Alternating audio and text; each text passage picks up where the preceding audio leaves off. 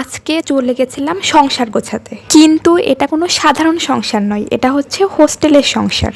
প্রথমেই প্যাকিং ট্যাকিং করে চলে গিয়েছিলাম হোস্টেলে। আজকে হোস্টেলে গিয়ে আমার অনেক স্নেক বন্ধুকে পুরো এক্সপোজ করে ফেললাম। আমার অনেক স্নেক বন্ধুই আছে, তারা প্রায় সময় ফ্লেক্স নেয় যে তারা পড়াশোনা না করেই এক্সাম ক্লিয়ার করে ফেলে, কিন্তু আজকে আমি তাদেরকে পুরো রেড হ্যান্ডেড ধরে ফেলেছি। যাই হোক, আমি এসবে তেমন কিছু মাইন্ড করি না, কারণ এরকম স্নেক বন্ধু আমি ছোটবেলা থেকেই দেখতে দেখতে অভ্যস্ত।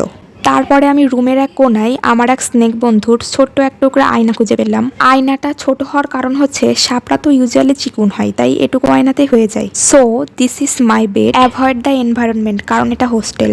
এটা আমার আর এক স্নেক বন্ধুর বেড।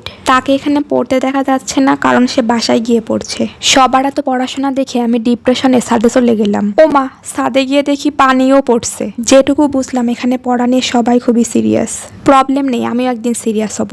আমি স্নেক বন্ধু করতে করতে আমাদের হোস্টেলে সিরিয়াসলি স্নেক চলে এসেছে। এইটা হচ্ছে প্রথম স্নেক। আরে আমি না, এইটা আমার হোস্টেলের নিচতলায় পাওয়া গিয়েছে। আর এইটা হচ্ছে সেকেন্ড সাপ, দেন এইটা হচ্ছে থার্ড সাপ। সাপের হাসির পুরো মায়ায় পড়ে গেছি।